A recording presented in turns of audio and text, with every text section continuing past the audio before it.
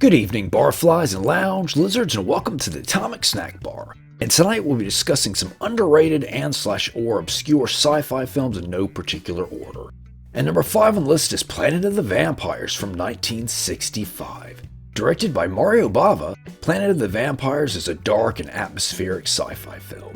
And it tells the story of superhero team the X-Men as they travel to, I assume, the Shi'ar Galaxy. And, oh wait, you mean that's not the X-Men? Probably just a coincidence. But it tells the story of 2 ships of black-clad astronauts exploring uncharted space. They receive a distress signal from an unknown planet. Upon investigation, the crews of the ships begin going violently mad. One of the 2 is able to pull out of it, the other's not so lucky. Things get even stranger on the planet itself when some of the dead crew members begin to rise. Eventually, some of the surviving crew members find a crashed spaceship with the skeletal remains of giant space aliens. Nope, that doesn't sound familiar at all. But it appears that they are not the first to be lured to this strange alien planet. Planet of the Vampires was co-produced by Italian International Film and AIP, and it was released as a double feature alongside Die Monster Die. And though titled Planet of the Vampires, the film doesn't actually feature vampires. The Italian title translates to Terror in Space, which is a bit more fitting, and the UK title was The Demon Planet. Interestingly, the English version of the screenplay was co-written by writer and director Ib Melchior of the Angry Red Planet and the Time Travelers fame. As expected from Bava, this is a fantastic looking film. The lighting and atmosphere are just top notch. It also features some great miniatures and forced perspective. That, combined with the fog and some clever mirror work, really does dress up what was in actuality a rather empty set. And finally, speaking of that alien connection, both Ridley Scott and screenwriter Dan O'Bannon would claim they had never seen Planet of the Vampires. But supposedly, O'Bannon would eventually admit to stealing the giant skeleton scene in the 2019 book The Making of Alien. But I don't have it, so I wasn't able to confirm that. And number 4 on the list is Cast a Deadly Spell from 1991. Directed by Martin Campbell, Cast a Deadly Spell is an urban fantasy noir. It's essentially a pulp detective novel set in the Cthulhu mythos with some hints of comedy. And it tells the story of a 1940s Los Angeles where magic is commonplace. Our lead, Private Eye H. Philip Lovecraft, has no use for it though. Regardless, he accepts a job from an eccentric rich person to hunt down a stolen book, the Necronomicon. And you can probably imagine, this leads Lovecraft into a whole heap of trouble. And I know, this one probably isn't technically sci-fi, but there's a very good reason for its inclusion on the list. You see,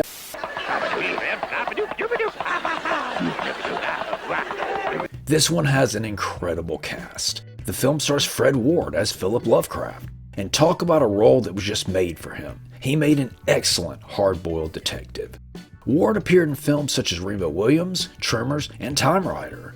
At one point, whilst living in Rome, he did film dubbing work as well. Then as our eccentric Necronomicon stealing and then having stolen rich guy, we have one of the true screen greats, David Warner of Waxwork, Time Bandits, Time After Time, and pretty much everything he was ever in fame. And finally, I wanted to mention yet another favorite of mine, Clancy Brown of Highlander and Mr. Krabs fame. Cast a Deadly Spell was a made-for-TV film that premiered on HBO. It won an Emmy for Outstanding Music and Lyrics, I assume for the song performed by Julianne Moore. It was also nominated for a Saturn Award. As probably expected, being a mythos film, there's not only a bunch of really cool creatures, but multiple Lovecraft references, my favorite being the nightclub called the Dunwich Room. The film would receive a sequel set in the 1950s called Witch Hunt, but in this one, Phil Lovecraft is played by Dennis Hopper and the continuity is rather loose. This is a great little movie. I'd actually covered it before, but I had to take the video down because I made some horribly offensive comments about the sprinkles industry. I don't care. They do not belong on donuts. And number 3 on the list is The Alpha Incident from 1978. Directed by Bill Rebane, The Alpha Incident is a sci-fi virus movie of sorts. And it tells the story of a deadly virus-like organism that hitched a ride to Earth on a space probe returning from Mars. Whilst transporting the organism by train, it's accidentally released and a small train station, along with those inside, end up infected and quarantined. As the small group waits for a possible cure, they have to struggle to stay awake, for sleep is when the virus becomes deadly.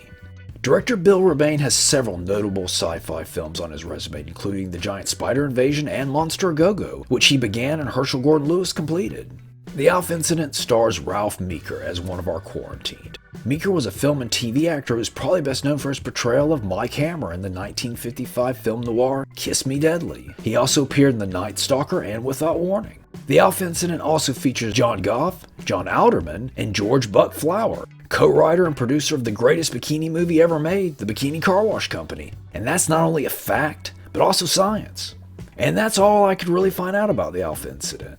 But this one is definitely a good time. I would compare it to something like The Creation of the Humanoids. Strong, intriguing plot, but very little in the way of action. It reminded me quite a bit of a 70s made-for-TV movie. So if you dig those and virus movies, it's well worth checking out. Thanks, Tony. And number 2 on the list is Strange Invaders from 1983.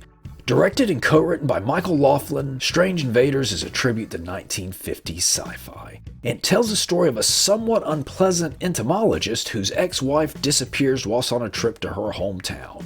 Our lead eventually travels to Centerville himself, only to find out that the town's not too welcoming. Soon his dog vanishes, the townsfolk are rude and/or weird, and his car gets blown up by a laser-shooting alien. It's about then that he takes the hint and gets the heck out of Dodge. He returns to the big city and ends up teaming up with a tabloid journalist in order to find out what the heck is going on. But things get even more complicated when he finds out the aliens have followed him home. The film stars Paul Le Mat of Puppet Master fame and Nancy Allen of RoboCop. But it also features appearances by Kenneth Tobey, Wallace Shawn, Michael Lerner, June Lockhart, and Mark Goddard. It reminded me quite a bit of a Don Dohler film, only with a much bigger budget. And it features some great alien effects by James Cummins, who worked on The Thing and directed The Boneyard from 1991. Originally, Strange Invaders was meant to be the second part in an unconnected trilogy of different genre films, the first being the horror film Strange Behavior, which was also co-written and directed by Laughlin. This one features some really cool visuals. Check out this shot. Looks like something you would have seen on a school folder or a Trapper Keeper in the 80s. Not to mention these awesome knockoff Big Bird slippers. That's style right there. If you dig stuff like Invaders from Mars, this one is worth a watch, if nothing else for the cool creature shots. And number 1 on the list is Time After Time from 1979. Written and directed by Nicholas Meyer, Time After Time is a wonderful little sci-fi film and one that heavily falls on the underrated side of things. And tells the story of famed writer H.G. Wells, who was, in fact, an actual inventor who has built a time machine. Much like in The Time Machine, Wells decides to show off his invention to a small group of friends. Well, turns out, one of his buddies is secretly Jack the Ripper. Wouldn't you know, Mr. Ripper steals the time machine and takes it to the year 1979. Luckily, because Jack didn't have the non-return key, the time machine returns to 1893. So the noble H.G. Wells then follows the killer into the future. And what we have here is a great fish-out-of-water sci-fi story as Wells teams up with a modern lady in order to stop Jack the Ripper.